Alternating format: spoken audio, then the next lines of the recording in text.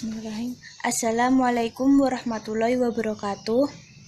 Perkenalkan, nama saya Monita Tiara Insani, NIM 17 19 10 20 10 12 dari kelas D Praktikum Elektronika Daya.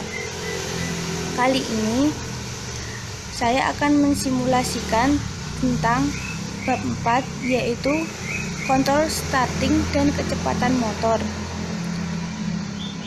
Untuk memenuhi tugas simulasi dan laporan dari bab 4 ini.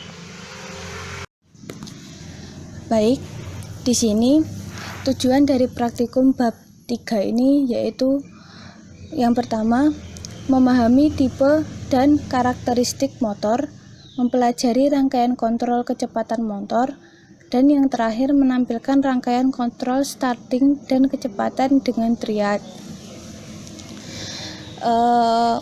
Untuk permulaannya, saya akan menjelaskan tentang fungsi-fungsi dari komponen yang akan digunakan. Yang pertama adalah motor universal. Motor yang digunakan untuk beroperasi pada tegangan AC maupun DC, dan kecepatan pada motor ini dapat diatur dari tegangan yang diberikan. Yang kedua, sensor LDR. Sensor LDR ini sebagai sensor cahaya, di mana nilai resistansi yang terbaca sesuai dengan jumlah cahaya yang masuk atau cahaya yang diberikan. Yang ketiga adalah diag. Diag ini kepanjangan dari diode alternatif current, yaitu komponen aktif elektronika yang mempunyai terminal dan dapat menghantarkan arus listrik dari kedua arah apabila tegangan sudah melewati batas breakover-nya. Yang keempat, osiloskop. Osiloskop ini digunakan untuk melihat sinyal gelombang keluaran. Lalu dioda. Dioda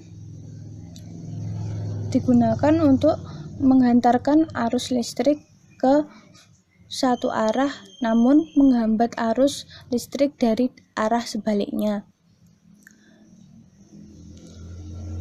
Lalu triad.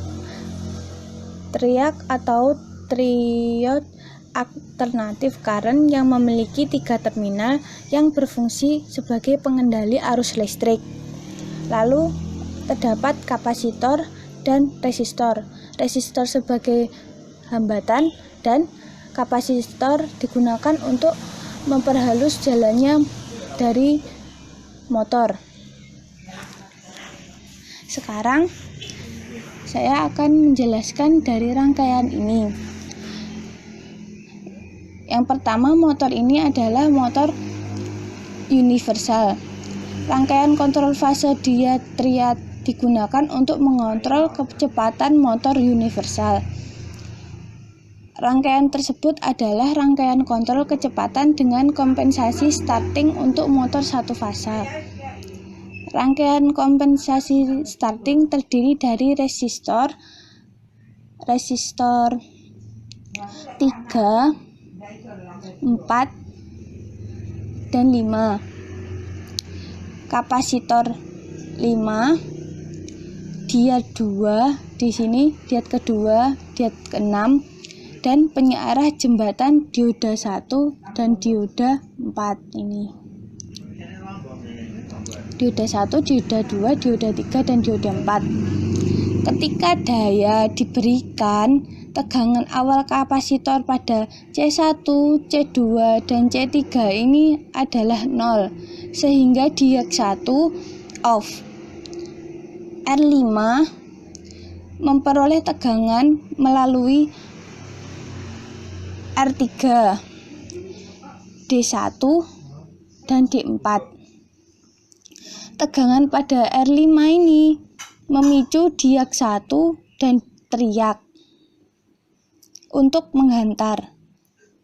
Kemudian motor mulai berputar. Motor di sini mulai berputar. Pada waktu ini kapasitor C1, C2, dan C3 mengisi muatan atau mencharge melalui R1 sama dan R1 dan R2 VR1 atau ini VR1-nya. Nah, dan mencapai tegangan breakover pada diode 1. Jadi tegangan dari R1 dan VR2 ini akan menyebabkan diode 1 itu mencapai tegangan breakovernya. Kemudian diode 1 ini akan bekerja. Trigger dari diode 6 ini tertinggal di belakang pulsa diode 1.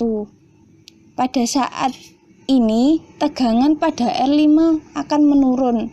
Bila tegangan kapasitor C5 meningkat, C5 ini ketika tegangannya lebih kecil dari tegangan breakover diode ke-6 ini, diode ke-6 ini akan berhenti bekerja. Rangkaian kompensasi starting berhenti bekerja. Kontrol kecepatan dicapai dengan mengatur VR1, yaitu dengan cara dimaksimalkan atau diminimalkan atau hanya di tengah-tengah saja. Nah, dari rangkaian ini nanti akan dikeluarkan gelombangnya dari osiloskop ini. Mungkin kita simulasikan lebih dahulu.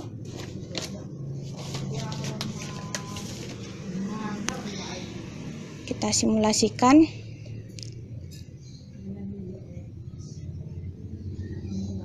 Nah, yang berwarna biru ini adalah